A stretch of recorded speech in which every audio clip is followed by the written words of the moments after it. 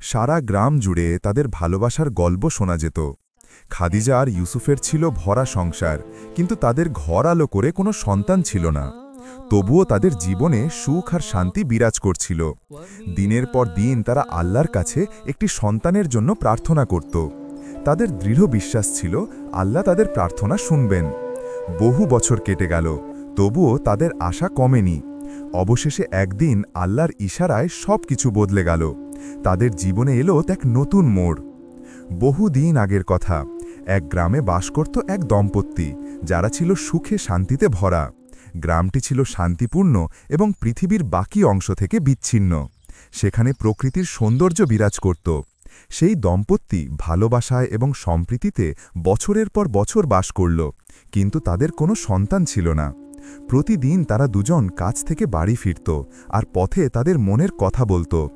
খাদিজা প্রতিদিন আল্লাহর কাছে প্রার্থনা করত, যেন আল্লাহ তাকে একটি সন্তান দান করেন যে তাদের জীবনকে আনন্দে ভরিয়ে তুলবে। এভাবে অনেক বছর কেটে গেল, কিন্তু পরিস্থিতির কোনো পরিবর্তন হলো না। একদিন এমন কিছু ঘটল যা সব কিছু পাল্টে দিল।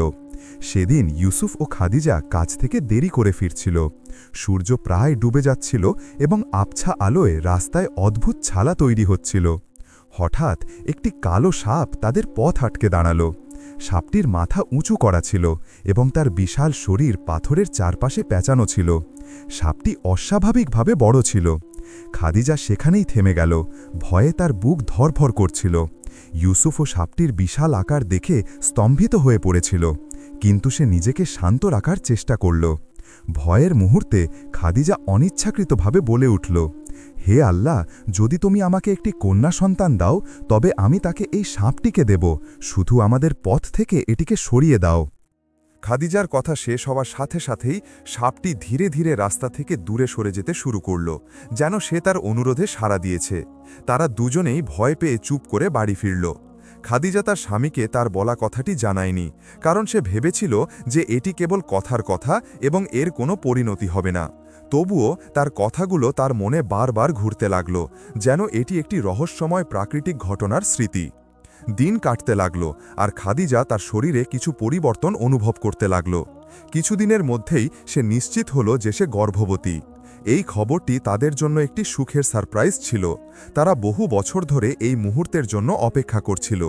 ইউসুফ ও খাদিজা আনন্দে ভরে গেল এবং তাদের প্রথম সন্তানের আগমনের জন্য প্রস্তুতি শুরু করল।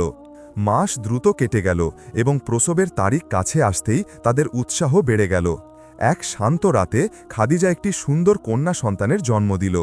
মেয়েটি দম্পতির জীবনে অবর্ণনীয় আনন্দ নিয়ে এলো এবং তাদের জীবনকে ভালোবাসা ও খুশিতে ভরিয়ে তুলল। তার নাম রাখা হলো আয়েশা। মেয়েটি ছিল চাঁদের মতো সুন্দর। তার ছিল কালো ঘন চুল এবং উজ্জ্বল চোখ। বছর গড়ানোর সাথে সাথে আয়েশা বড় হল এবং গ্রামের সবার কাছে প্রিয় হয়ে উঠল। কিন্তু তাদের এই সুখ বেশিদিন স্থায়ী হল না। একদিন আয়েশা যখন গ্রামের প্রান্তে অবস্থিত জঙ্গলের কাছে খেলছিল, তখন সেই কালো সাপটি আবার তার সামনে এসে দাঁড়াল। আয়েশা ভয় পেল না, বরং সে এই বিশাল প্রাণীটির প্রতি কৌতূহলী হয়ে উঠল। সাপটি তার দিকে এগিয়ে এলো এবং একটি অপ্রত্যাশিত নরম স্বরে আয়েশাকে বলল, তোমার মায়ের কাছে ফিরে যাও এবং তাকে বলো যে প্রতিশ্রুতি রক্ষার সময় হয়েছে। আয়েশা কিছুটা বিভ্রান্ত ছিল, কিন্তু সে তৎক্ষণাৎ বাড়ি ফিরে তার মাকে সব জানাল। এই কথা শুনে মায়ের মুখ ফ্যাকাশে হয়ে গেল এবং তিনি স্থির হয়ে গেলেন। তিনি ভালো করেই জানতেন যে এই বার্তার অর্থ কী। তখন তার সেই পুরনো প্রতিশ্রুতির কথা মনে পড়ল, যাকে তিনি ভুলে গিয়েছিলেন বা গুরুত্ব দেননি। খাদিজা এই ঘটনাটি এড়িয়ে যাওয়ার চেষ্টা করলেন এবং নিজেকে বোঝালেন যে এটি একটি ভ্রম বা স্বপ্ন ছিল। কিন্তু পরের দিন সাপটি আবার আয়েশার কাছে ফিরে এলো এবং বলল, তোমার মাকে বলো যে এই প্রতিশ্রুতি ভোলা যাবে না। এবার আয়েশা বুঝতে পারল যে কিছু একটা অস্বাভাবিক ঘটনা ঘটছে। সে বাড়ি ফিরে তার মাকে সব জানালো। এবার খাদিজা ভয় পেলেন এবং বুঝতে পারলেন যে সাপটি সেই প্রতিশ্রুতি রক্ষা না করা পর্যন্ত থামবে না। তিনি তার স্বামীকে সত্যিটা বললেন। ইউসুফ এটা শুনে হতবাক হয়ে গেল। রাগ এবং দুঃখ তাকে গ্রাস করল, কিন্তু শেষ পর্যন্ত সে বলল, আমরা এটা থেকে পালাতে পারব না। তুমি একটি প্রতিশ্রুতি দিয়েছ এবং আমাদের একটি সমাধান খুঁজে বের করতে হবে। সেই রাতে অনেক চিন্তাভাবনা করার পর খাদিজা নিজেই সাপের সাথে দেখা করার সিদ্ধান্ত নিলেন। তিনি চুপচাপ পোশাক পরে বাড়ি থেকে বেরিয়ে গেলেন যখন সবাই ঘুমিয়েছিল। তিনি বনের দিকে হাঁটলেন এবং যখন তিনি সেই জায়গায় পৌঁছালেন যেখানে সাপটি ছিল, তখন সাপটি আবার তার সামনে এসে দাঁড়াল। সাপটি একটি শান্ত কিন্তু দৃঢ় স্বরে বলল, তুমি একটি প্রতিশ্রুতি দিয়েছিলে এবং সেই প্রতিশ্রুতিকে উপেক্ষা করা যায় না। খাদিজা সাপের কাছে অনুনয় করে বলল, দয়া করো, আমি ভয়ের বশেই সেই কথাগুলো বলেছিলাম। আমি কিভাবে আমার একমাত্র কন্যাকে বিসর্জন দিতে পারি? সাপটি উত্তর দিল, প্রতিশ্রুতি থেকে পিছিয়ে আসা যায় না, কিন্তু আমি তোমাকে একটি সুযোগ দেব। তারপর সে তার বিশাল মাথে তুলে বলল, আমি তোমাকে একটি বিকল্প দেব। হয় তুমি আমার সাথে আসবে এবং আমার জগতে বাস করবে, অথবা আমি তাকে ছেড়ে দেব, কিন্তু আরেকটি শর্তে। খাদিজা সাবধানে জিজ্ঞাসা করল, শর্তটি কি? সাপটি উত্তর দিল, তোমাকে তাকে তার নিজের ইচ্ছায় বেছে নিতে দিতে হবে, প্রতিশ্রুতি বা তার জন্য যা অপেক্ষা করছে তার কোনো বিবরণ না জানিয়ে। এটি খাদিজার জন্য একটি কঠিন চ্যালেঞ্জ ছিল, কিন্তু তার আর কোনো উপায় ছিল না, তাই তিনি রাজি হলেন। খাদিজা দুঃখভরা হৃদয়ে বাড়ি ফিরলেন। তিনি ভাবলেন যে কিভাবে তিনি তার মেয়েকে তার জীবনের এমন একটি গুরুত্বপূর্ণ সিদ্ধান্ত নিতে দিতে পারেন যখন সে সত্যটি জানে না। পরের দিন খাদিজা তার মেয়ের সাথে বসলেন এবং তাকে বললেন, মা, তোমার সামনে দুটি পথ আছে। হয় তুমি আমাদের সাথে এখানে থাকবে, অথবা তুমি অন্য একটি জগতে যাবে যা অদ্ভুত এবং বিস্ময়কর। আয়েশা দ্বিধাগ্রস্ত হল এবং বলল, মা, আমি তোমাদের ভালোবাসি, তোমরা তা জানো, কিন্তু আমি সেই অন্য জগৎটি সম্পর্কে কৌতূহলী এবং সেখানে কি আছে তা দেখতে চাই।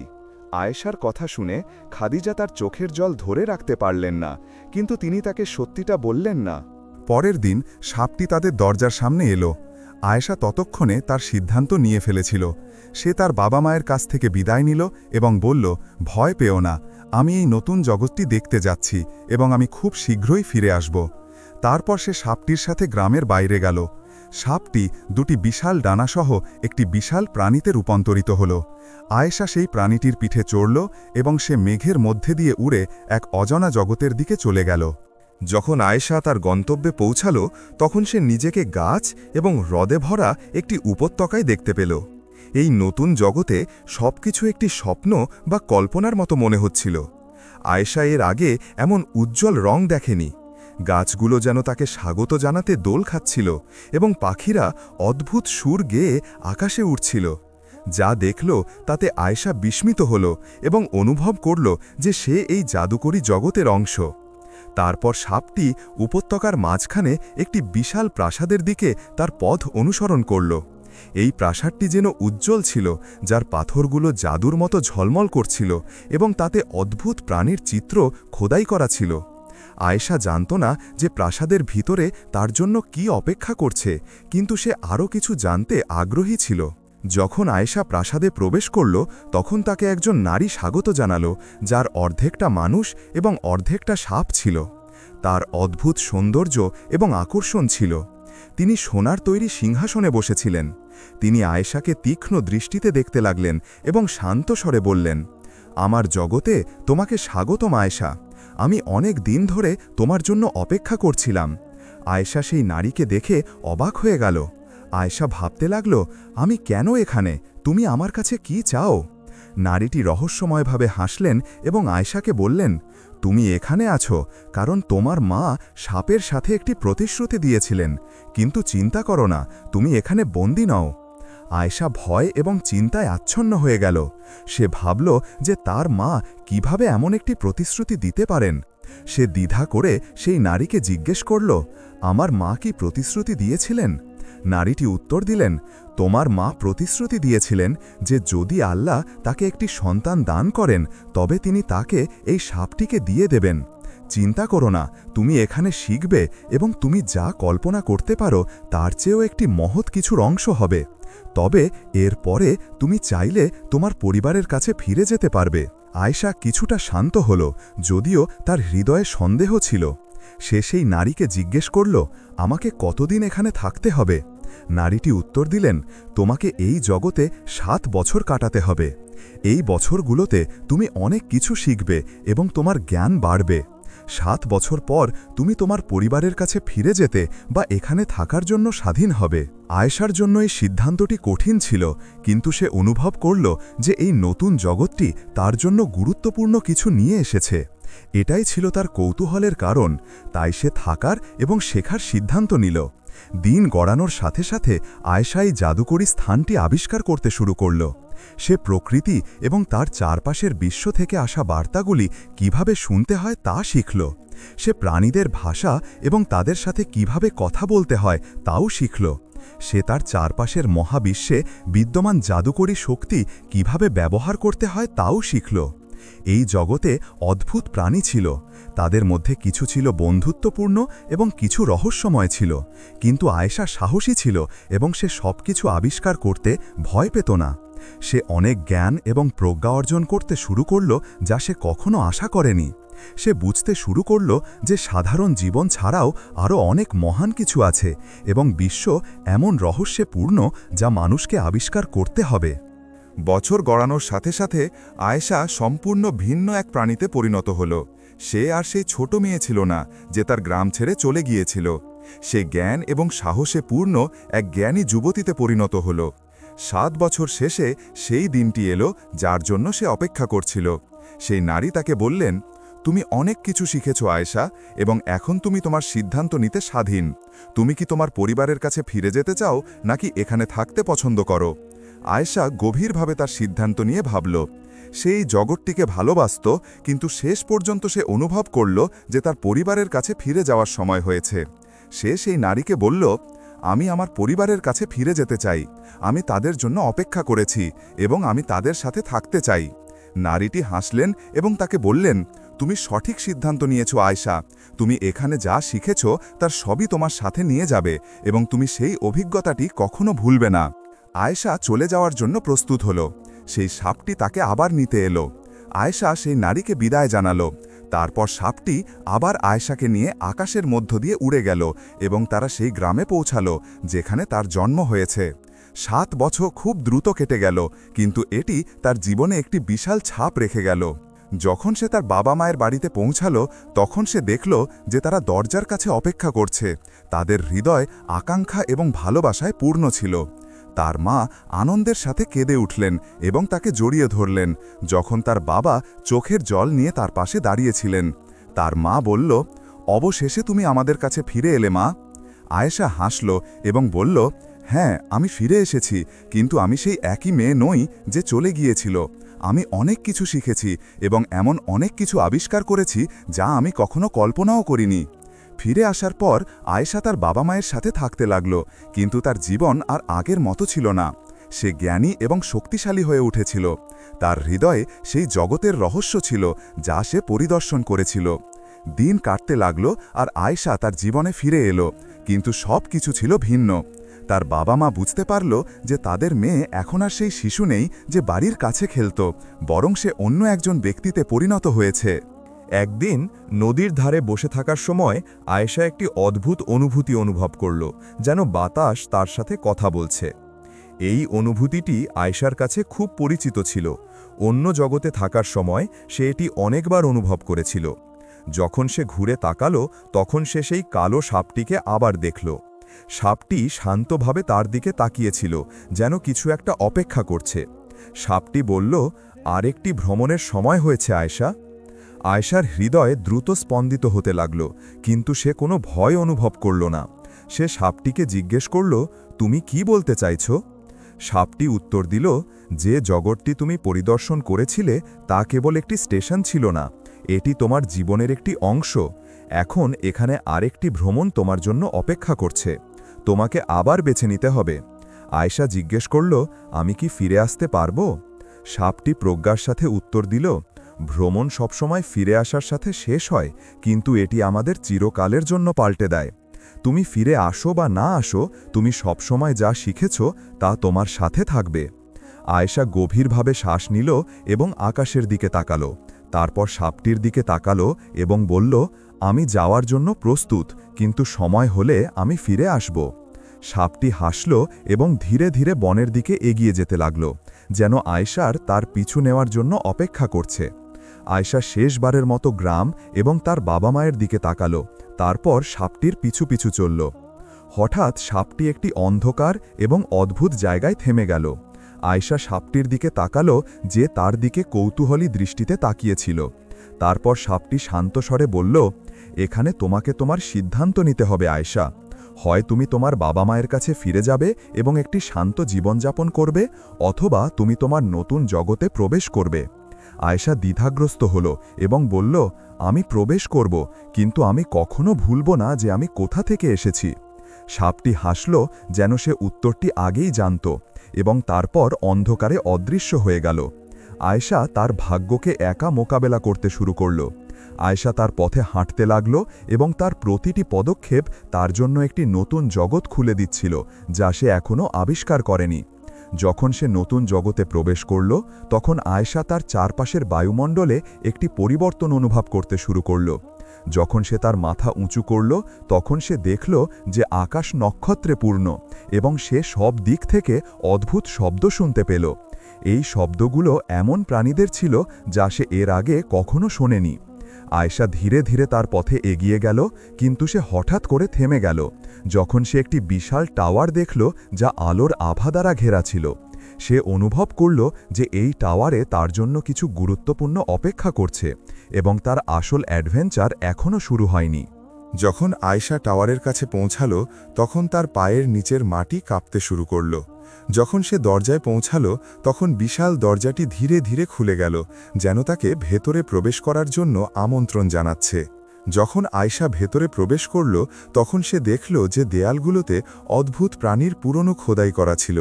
সে সিঁড়িতে উঠতে শুরু করল, আর সে দেয়াল থেকে আসা ফিসফিসানি শুনতে পেল।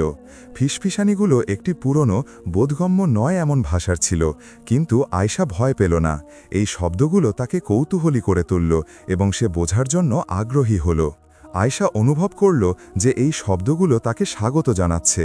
যখন সে ওপরের তলায় পৌঁছাল, তখন সে টাওয়ারের ভেতরে একটি বিশাল হল দেখল। এর মাঝখানে পাথরের তৈরি একটি বড় টেবিল ছিল, এবং এর চারপাশে অদ্ভুত প্রাণীর মূর্তি দাঁড়ানো ছিল। সেই ঘরের শেষ মাথায় একটি বড় আয়না ছিল, যা অন্য কোনো জগতে প্রবেশ করার দরজা মনে হচ্ছিল। সে ধীরে ধীরে তার কাছে গেল, এবং যখন সে তার সামনে দাঁড়ালো, তখন সে নিজেকে দেখল না, বরং তার বাবা মায়ের ছবি দেখল, যারা তাদের বাড়িতে বসেছিল। কিন্তু সেই ছবির পেছনে একটি সাপের ছায়া ছিল, যা দূর থেকে তাদের বাবা মাকে পর্যবেক্ষণ করছিল। যখন আয়েশা আয়নার দিকে তাকিয়েছিল, তখন সে অনুভব করল যে কেউ তার পেছনে দাঁড়িয়ে আছে। সে ধীরে ধীরে ঘুরে তাকালো এবং টেবিলের সামনে একজন নারীকে দাঁড়ানো দেখল। সেই নারীটি লম্বা ছিল এবং তার পিঠে রূপালি চুল পড়েছিল। তিনি একটি সাদা পোশাক পরেছিলেন এবং তার চোখ আলোতে জ্বলজ্বল করছিল। তারপর সেই নারী একটি শান্ত স্বরে কথা বললেন, তোমাকে স্বাগতম আয়েশা, আমি তোমার জন্য অপেক্ষা করছিলাম। আয়েশা অনুভব করল যে এই নারী তার সম্পর্কে এবং তার আগের ভ্রমণ সম্পর্কে সবকিছু জানেন। আয়েশা তাকে সাবধানে জিজ্ঞেস করল, আপনি কে এবং আপনি কেন আমার জন্য অপেক্ষা করছিলেন? নারীটি আলতো করে হাসলেন এবং বললেন, আমি এই জগতের একজন অভিভাবক এবং তোমাকে এই পুরনো জগতের রহস্য শেখার জন্য এর অংশ হিসেবে বেছে নেওয়া হয়েছে। আয়েশা তাকে জিজ্ঞেস করল, এই রহস্যগুলো কি এবং কেন আমাকে বেছে নেওয়া হয়েছে? নারীটি উত্তর দিলেন, তুমি সাহস এবং কৌতূহল দেখিয়েছ। তুমি এখন একটি নতুন ভ্রমণের শুরুতে আছো। এই টাওয়ারটি মহাবিশ্বের রহস্য এবং বিভিন্ন জগতের সাথে কিভাবে যোগাযোগ করতে হয় তা শেখার জন্য তোমার প্রবেশদ্বার। কিন্তু তোমাকে জানতে হবে যে তোমার সামনের পথটি সহজ নয়। এটি চ্যালেঞ্জ এবং কঠিন সিদ্ধান্তে ভরা হবে, যেমন তোমার গ্রাম ছেড়ে এখানে আসার সিদ্ধান্তটি ছিল। আয়েশা গভীরভাবে শ্বাস নিল। সে তার হৃদয়ে একটি বোঝা অনুভব করল, কিন্তু সে অনুতপ্ত ছিল না। সে জানত যে এটি তার পথ। সে সেই নারীকে জিজ্ঞেস করল, এখন আমার কি করা উচিত? নারীটি উত্তর দিলেন, তোমার সামনে আরেকটি বিকল্প আছে আয়েশা। তুমি এই জগতের রহস্য শেখা শুরু করতে পারো এবং সেই মুষ্টিমেয়দের একজন হতে পারো যারা জগতের মধ্যে ভ্রমণ করতে পারে এবং মহাবিশ্বের রহস্য জানতে পারে। অথবা তুমি তোমার আগের জীবনে ফিরে যেতে পারো, কিন্তু তুমি আগের মতো থাকবে না। আয়েশা এই বিশাল পছন্দের সামনে দাঁড়ালো। সে জানত যে এখন তার নেওয়া প্রতিটি সিদ্ধান্ত তার জীবনের গতিপথ নির্ধারণ করবে। কয়েক মুহূর্ত গভীর চিন্তাভাবনা করার পর আয়েশা সেই নারীর দিকে তাকালো এবং বলল, আমি এখানেই থাকব। আমি শিখতে চাই এবং আমি অনুভব করছি যে এটিই আমার ভাগ্য। সেই নারী তাকে বললেন, তাহলে তুমি এমন একটি জগৎ আবিষ্কার করার জন্য প্রস্তুত হও যা তুমি কখনো কল্পনা করনি।